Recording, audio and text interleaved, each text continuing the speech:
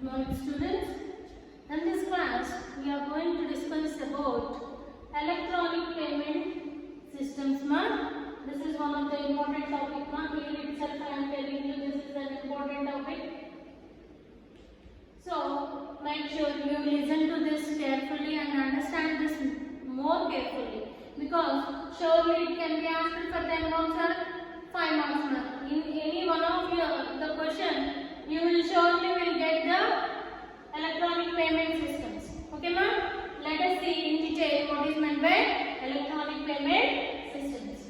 Ma'am, in today's situation, we are paying each and everything with the help of electronic payment system itself. Ma'am, we are using credit cards, we are using debit cards, we are using smart cards, we are using electronic fund transfer with the help of internet banking.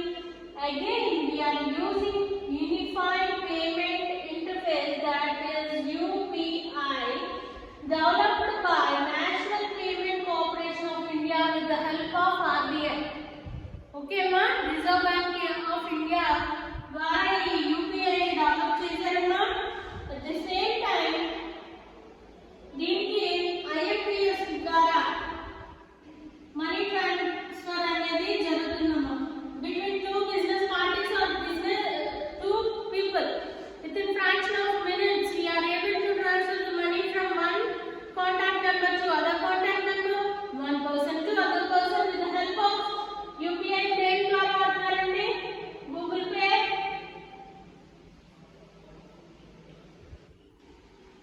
Phone pay, Paytm, Amazon Pay, etc. Right, ma'am? These are all using UPI interface, that is Unified Payment Interface. Okay, Natti? With the help of UPI, we are paying. అంటే ఏం చేస్తామండి, మనం cash transaction ని మన చేతులతో ఇంకోటి చేతులకి ఇవ్వడం మానేస్తామండి. అవునండి కదండి? మనం ఏది చేసినా ఏం చేస్తామండి, వీఆర్ క్యారింగ్ ది కార్డ్. అవునండి, ఒక డెబిట్ కార్డ్. డెబిట్ కార్డ్ అంటే ఏంటంటే మన బ్యాంక్లో డబ్బులు ఉంటే ఆ బ్యాంక్లో డబ్బులు వాడుకునే దాన్ని ఆ కార్డ్ అంటే డెబిట్ కార్డ్ అంటారు.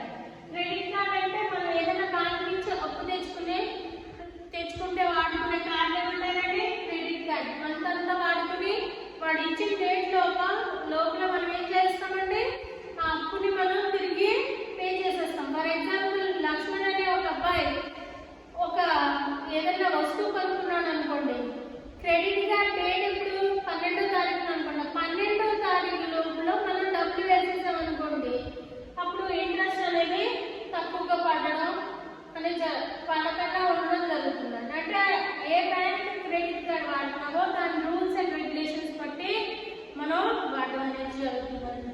ఇకపోతే smart cards, visa cards, rupee cards, ఇలాగా ఆ కార్డులో ఎంతో కొంత అమౌంట్ ఉంచుకుని మనం దాన్ని స్వైప్ చేయడం జరుగుతుందండి.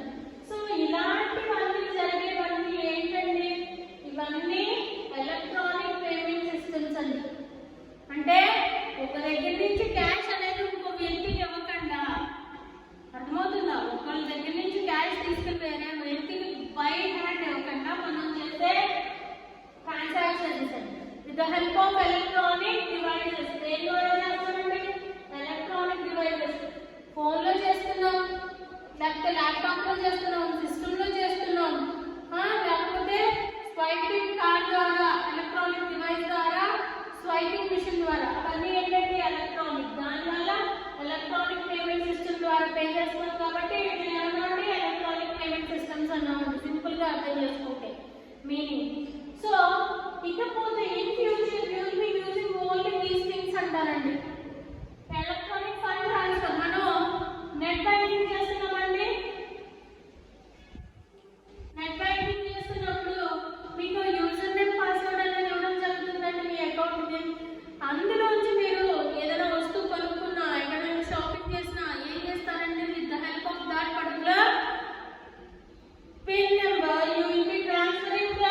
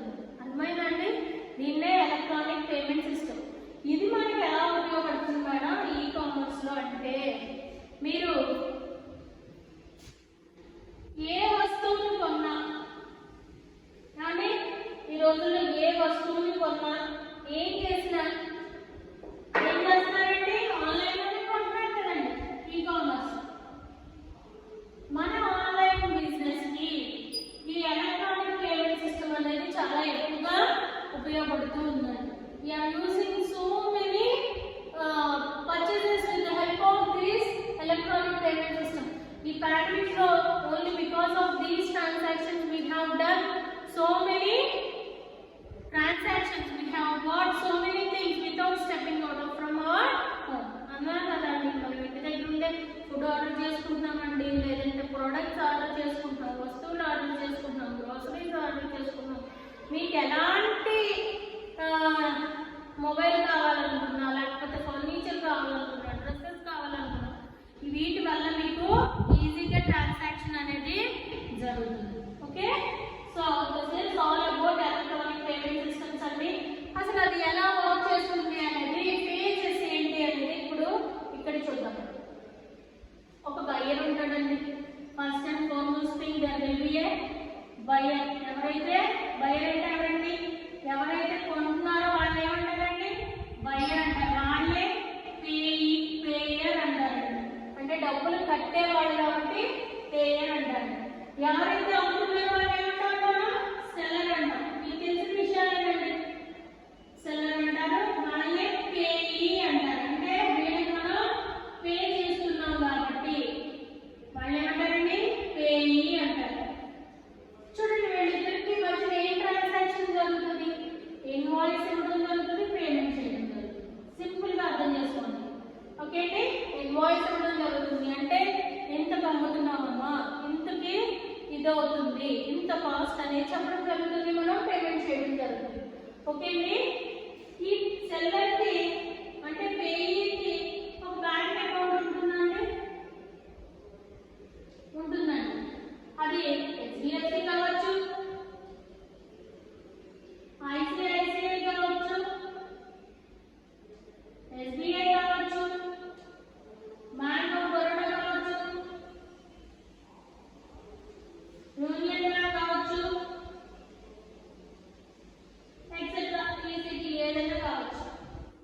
కానీ వీటికి సెల్లర్కి ఈ పేయి బ్యాంక్కి ఆథరైజేషన్ ఉంటుందండి. అంటే వీళ్ళు క్లియర్ చూడండి సార్.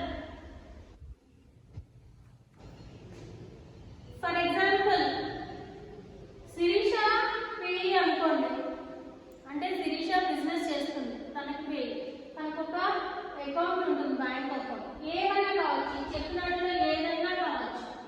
ఓకే అండి, ఆ బ్యాంక్ ఆథరైజ్డ్ పర్సన్ శిరీష అనుకోవచ్చు. ఓకే, ఈ అకౌంట్ ద్వారా వాళ్ళు, ఈ బ్యాంక్ ద్వారా వాళ్ళు ట్రాన్సాక్షన్స్ అన్ని చేసుకుంటారు. ఇక్కడ ఒకటి గుర్తుపెట్టుకోండి, పేయర్. పోనీ ఈ శిరీష అనుకున్నాం కదా, Shirisha is business girl, is doing business.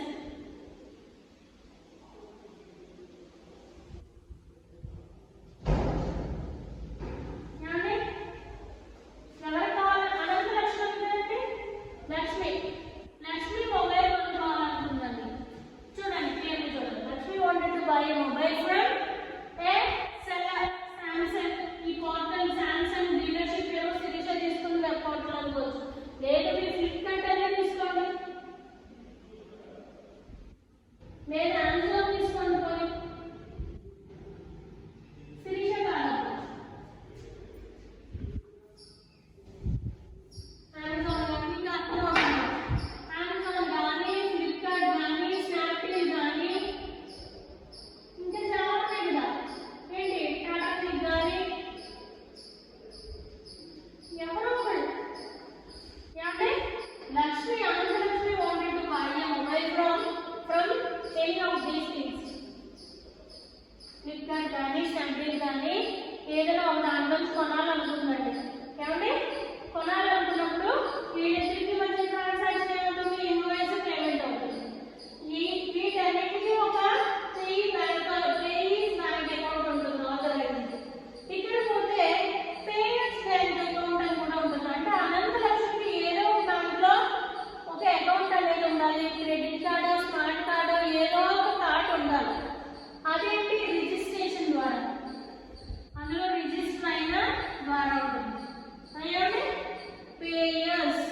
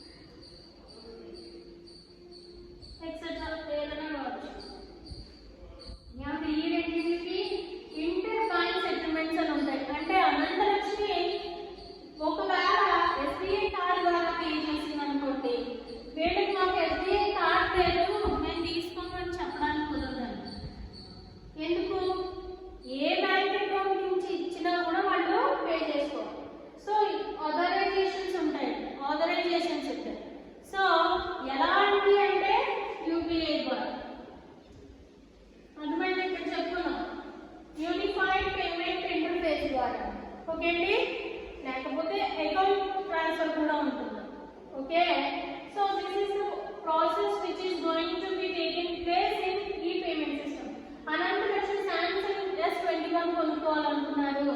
ఆవిడ ఏం చేశారు, ఆన్లైన్ సైట్స్ లో సెర్చ్ చేశారు. సెర్చ్ చేసిన తర్వాత దాని కాస్ట్ ఫ్లిప్కార్ట్ లోనా, టాటా క్లిక్ లోనా, స్నాప్డీల్ లోనా, అమెజాన్ లో తక్కువ ఉందో చూసుకున్నారు.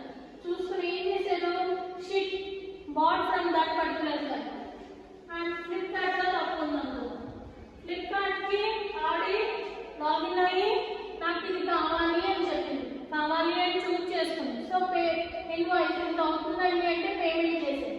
సో ఆ payment organisation paying bank account లోకి వెళ్ళాలి. అప్పుడు ఏం చేస్తుంది, పేయర్ బ్యాంక్ అకౌంట్ లోంచి ఆవిడ పేమెంట్ అనేది చేసింది తన అకౌంట్ లోంచి. అప్పుడు ఈ సెల్లర్ ఏం చేస్తాడు, పేయర్స్ బ్యాంక్ అకౌంట్ లోకి అందులోకి వచ్చిందా లేదా అనేది జరుగుతుంది. ఈ రెండు బ్యాంక్స్ ఇంటర్ బ్యాంక్ సెటిల్మెంట్స్ జరుగుతాయి. అంటే ఎస్బీఐ నుంచి యూజ్ చేస్తే హెచ్డిఎఫ్సిలో బ్యాంక్ అకౌంట్ ఉందనుకోండి, వీరిద్దరికి మధ్యన ట్రాన్సాక్షన్ సెటిల్మెంట్స్ అనేది జరుగుతుందండి. సో అప్పుడు నాకు హెచ్డిఎఫ్సి కార్డే ఉంది, నాకు అకౌంట్ ఏమో ఎస్బీఐలో ఉంది అనే ప్రాబ్లం ఏముంటుంది. So this is how the phases in ఈ payment system will takes place. Simple అండి. మనం ఏదైనా సరే ట్రాన్సాక్షన్ చేసినప్పుడు దానికి ఒక ట్రాన్సాక్షన్ రిసిప్ట్, మనకి ఇన్వాయిస్ లో ట్రాన్సాక్షన్ కోడ్ ఇస్తుంటాడండి. ఎప్పుడైనా మనం డబ్బులు కట్టేసి మనకు డబ్బులు కట్ అయిపోయి మనం అక్కడ కానీ పేమెంట్ రిసీవ్ కాకపోతే ఈ ట్రాన్సాక్షన్